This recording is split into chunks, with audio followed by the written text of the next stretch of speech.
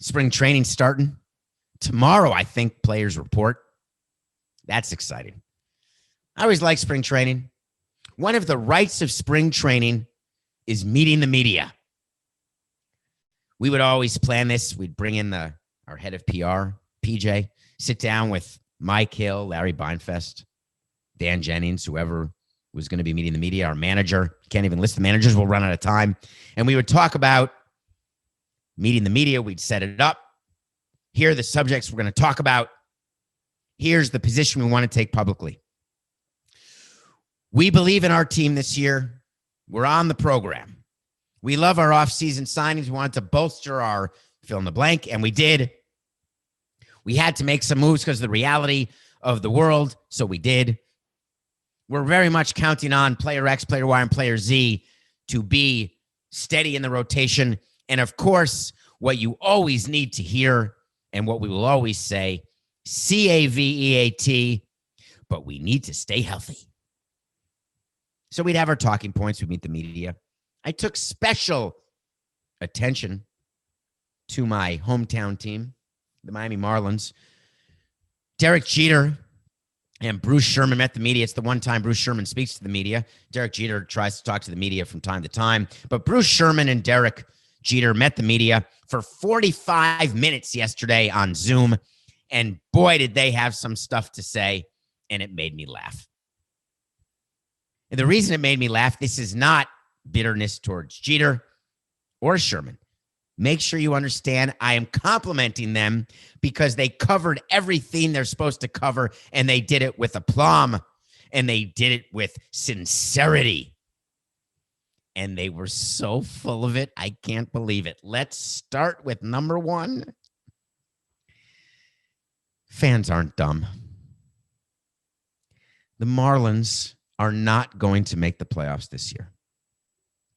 Over 162 games, they simply cannot compete through no fault of their own. It's really my fault because I left the team in such bad shape. It was my fault that no fans come to games. It's my fault that the TV deal is so horse crap. It's my fault they can't get a naming rights deal. It's my fault. I get it.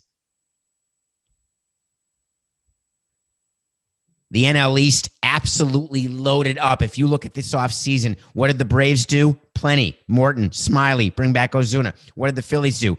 Real Muto, Gregorius, help their bullpen. What did the Mets do? I'm doing it again for you out there listening. What did the Mets do? Springer, Bauer, Real Muto. Everyone improved. The Marlins picked up Starling Marte's option for $12.5 million. Their offense absolutely stinks. They're not going to score runs. But here's what Jeter and Sherman said. Be patient. All right, they're 4 years in. Keep being patient. 2, we are very much focused on developing players. We've got the number 2 ranked farm system, and we need to stay with the plan. COVID did not impact our moves this offseason. That's what we need to talk about. What's wrong with acknowledging why everyone else made moves but you didn't? What's wrong with saying, hey, of course COVID impacted us. Of course our revenues are even lower than we thought they'd be. Of course, we don't have the 30th ranked payroll, but we've got the 30th highest revenue. I love to say that. We are last in revenue, but not last in payroll. We really are hoping that more fans come to the games. We're opening it up to 10% to start the season, 20% maybe. 8,000 fans. We need your support. We had a great year last year. We acknowledge that it may have been only a fluke because we didn't think we were ready, because we've got such a great young team and young players coming through the system. Pump up your players. Be specific about what your expectations are. It'd be amazing because the Marlins have these great young players. And if they don't perform over the next year or two, then you're going to have to cover yourself by firing a bunch of people because it means the guys you traded for and drafted weren't good enough. But right now they could be.